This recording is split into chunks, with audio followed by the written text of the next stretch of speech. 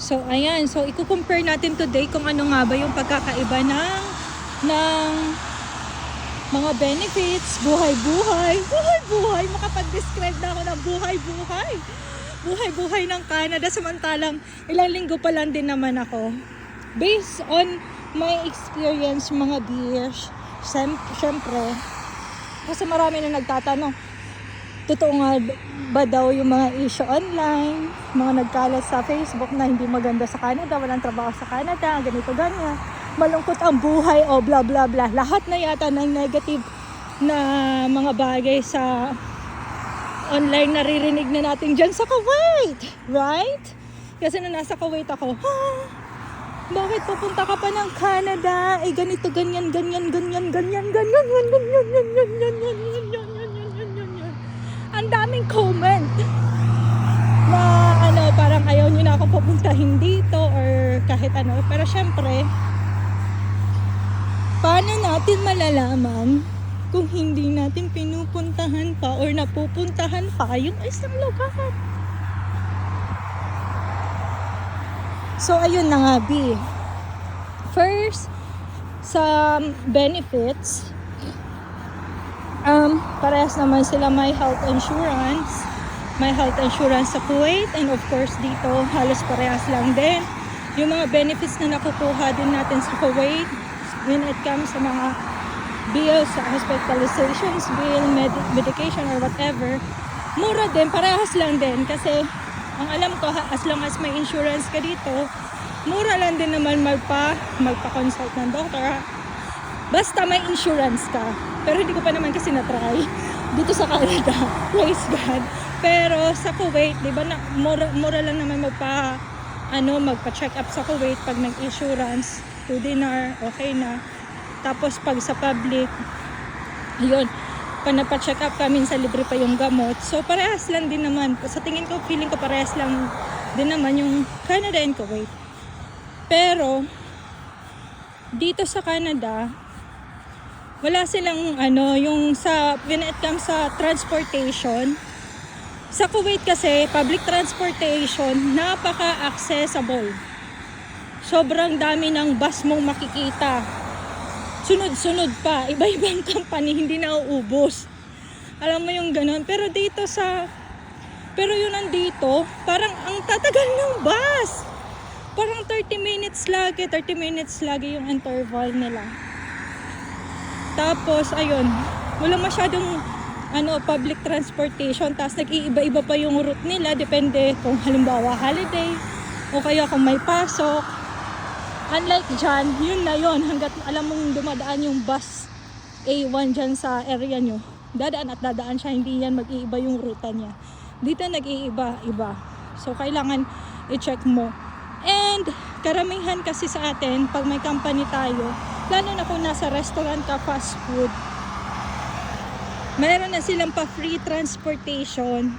So, napakadali na sa atin magpa-araw-araw ba. Araw-araw pumasok, mabilis lang para sa atin kasi may susukan kagising mo, alam mo na yung oras, alam mo na kayang-kaya mo nang tansyahin yung oras mo. Pero dito, ayun, sariling sikap, besh. Either magbabas ka, hintay ka ng 30 minutes, pag naiwan ka aga-aga ng 30 minutes, so automatic kailangan mo maglaan ng isang oras. Unlike pag nandyan, alam mo na yung oras ng transportation, may pipick up ka na lang, napakabilis. So ayun, sa transportation mas okay sa Kuwait. Pero kung kukuha ka naman ng sasakyan, mas mabilis naman dito, B. Kung kukuha ka ng sasakyan, kasi sa Kuwait kailangan bachelor degree ka, ganito yung posisyon mo. Dito kahit crew ka lang sa isang fast food, kahit crew, ayun, pwede tayong kumuha ng license. Pwede tayong mag-drive dito. So, yun naman yung kagandahan. So, ayun. Tapos, ano pa ba? Pagdating naman sa food, diba, usually, may mga free food tayo pag nagtatrabaho tayo sa fast food. Sa restaurant yung minimin ka ha. Pag nagtatrabaho ka, automatic pa nasa restaurant ka, may meal allowance ka. Pero meron din naman pala yung meal allowance dito. Pag mga nurses, ganon. Meron sila. Pero kami na nagtatrabaho sa restaurant, wala. Walang libre dito. Kahit nagtatrabaho ka sa kay McDonald's, ganon, wala talaga silang palibreng food. Sa amin, coffee lang. Coffee lang dish. Samantalang dyan sa Kuwait, naka-buffet ka pa. Maraming food. Kahit anong pagkain sa restaurant na binibenta nyo, matitikman mo talaga lahat yan. Lahat. As in lahat ng siniserve nyo. Panigurado matitikman ng staff yan. Pero dito hindi. Kailangan mong bilhin yun, besh. Pero may discount naman for the staff. Yun nga lang, for the staff only. Hindi siya pwedeng for family ng staff. Ikaw lang mismo yung may discount. Ganun siya. And sa oras, yung oras, di ba minsan, tayo, nagtatrabaho tayo ng marangal, minsan napapa-extend tayo ng 30 minutes, hindi bayad yun sa Kuwait. Pero dito lahat ng minuto bilang. So kailangan pagpapasok ka, eksakto ka talaga sa oras mo. And aalis ka din sa shift mo nang eksakto din sa shift mo. So para mas maganda din dito. Pero para sa akin, dito sobrang kabaliktaran dyan sa gitnang silangan. Kasi bukod sa temperature, dito sobrang lamig, dyan sobrang init. Charis! Pero yung mga tao dito, lahat sila, as in lahat sila. Pakiramdam ko lahat sila, ang babait nila lahat. Pati yung customer namin, sobrang bait. As in wala pa akong na-experience na complaint talaga na hindi tulad dyan na talagang halos lamunin na yung pagkatao mo kasama sa binayaran ng 1 dinar sa rest. Yung tapak-tapakan yung pagkatao mo. Charis, sorry for the word, pero ganyan yung naramdaman ko nung nagtatrabaho ko dyan. As in, lahat na yata ng palalait. Alam mo yung ganun? As in, naramdaman ko na on floor dyan sa Kuwait. Hindi ko naman nila lahat, pero experience ko kasi yon. Sobrang pakiramdam ko, halos lahat ng customer inaabuso. Tapos, ang rude nila makitungo sa mga Filipino, sa mga server. Yung pakiramdam ko nung nagtatrabaho ko sa food industry sa gitnang silangan is kasama ka sa binayaran nila sa serbisyo para tapak-tapakan ng iyong pagkatao. Charis. Ewan ko, ganun yung nararamdaman ko. Pero totoo nga, dito sa Canada, sobrang ang babait ng mga tao. Minsan, kasalanan na nga namin, parang medyo nadidelay, pero wala lang sila. As in, napaka-polite nilang mag-raise ng complaint. As in, ang babait nila. Kaya, parang ang sarap pa rin magtrabaho kasi alam mo, hindi nasisira yung pagkatao mo. Diba? Kasi para sa akin, dapat, na-enjoy mo talaga yung buhay mo habang nagtatrabaho ka. Diba? Kasi, halos lahat ng buhay natin, ilang oras, sa isang araw, we have only 24 hours. Minsan pakaramdam ko nga, mas marami pa tayong oras sa trabaho natin kaysa magkaroon tayo ng oras or kausapin yung pamilya natin. Diba? Kaya para sa akin, sobrang napaka-importante ng trabaho na dapat masaya ka. Yung parang may peace yung environment mo. Walang discrimination. Healthy para sa'yo yung trabaho mo. Pero dito naman, so far nararamdaman ko yun dito sa Canada. Ayun. Hindi ko din kayo masyadong ini-encourage na pumunta dito kasi syempre kung ano yung feel nyo, go, go, go. Pero yun nga lang, ibang-iba din yung lugar dito. Kasi tingnan mo, besh, walang Filipino restaurant. Walang old souk. Di ba? Like, dyan sa Kuwait, paglabas mo, nandyan na lahat. As in lahat, ng gusto mong kainin. Lahat ng gusto mong gawin. Lahat ng gusto mong i-meet. Nandyan na. Pero ito, tingnan mo naman. Mag-isa lang din ako naglalakad dito kahit makasalubong wala. As in. Pero maganda maglakad dito kasi alam mong safe ka.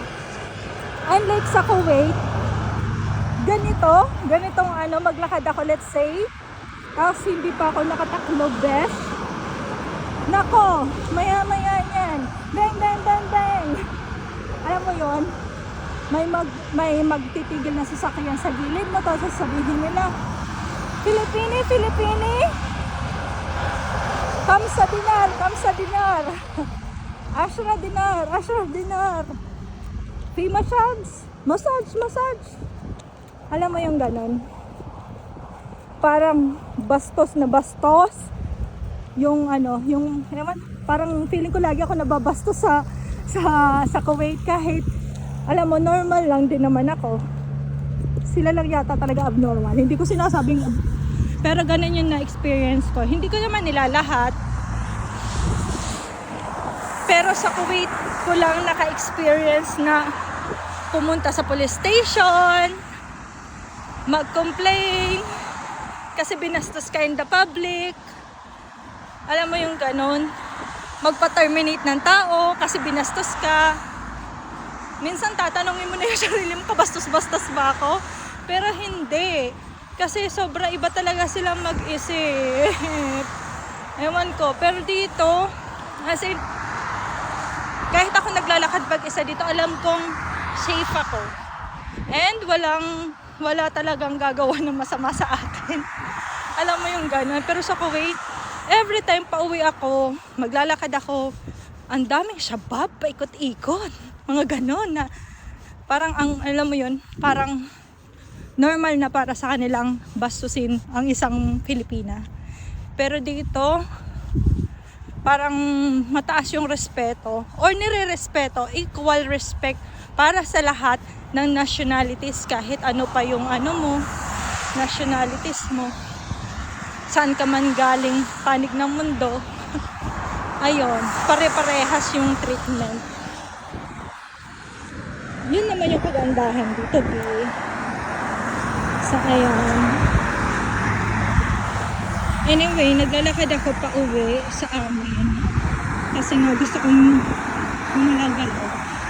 45 minutes kong lalakarin to. Ayun. Ayan, sa mga nangungumusta sa akin. Ayun po, okay naman ako.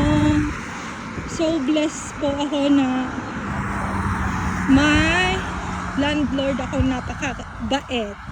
At yun si Ate Emmy. Napakabait nila and talagang tinituring nila ako like a family, hindi as a tenant. Ayun, sobrang nabibless talaga ako na okay yun, natutuluyan ko.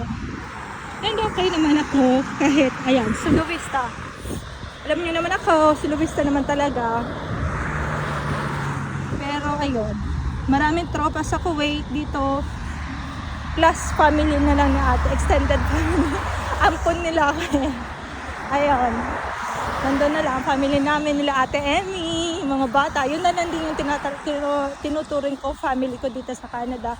Plus, ayun, may mga bagong friend din ako nami-meet. Sila Mansi. Mansi Play, yung katrabaho ko. Mabait din na bata. So, ganun lang ang buhay. Sa mga nagsasabing boring ba sa Canada? Boring ba sa Canada? Depende pa rin po yun sa inyo. Kung paano nyo i-enjoy yung buhay nyo. Let's say ganito, mukha siyang boring, pero kung hindi mo siya, pwede kang mag-biking dito, nang tahimik ang buhay mo. Pwede kang mag-biking, mag-jogging. Depende sa mood mo. Tapos ayan, sa day off ko, gagala na naman kami. Ganun lang. Yung mga tipid na gala, mag-ride ka ng bus para tipid ka, wag ka na mag-taxi. Ganun lang, besh. Lakad-lakad ka, tingnan mo yung paligid, and enjoy mo. Kasi, ang ikli lang ng buhay para maging malungkot, besh.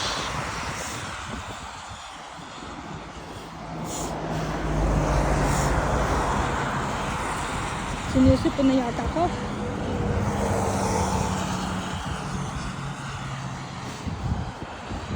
Ayan.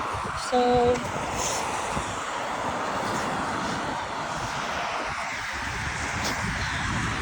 pauwi na ako. Nakalimutan ko magdala ng gloves. Ang lamig. Kasi 4 hours lang ako ngayon. Kaya sabi ko maglalakad na ako kasi may energy pa naman ako. So, ayun lang mga B.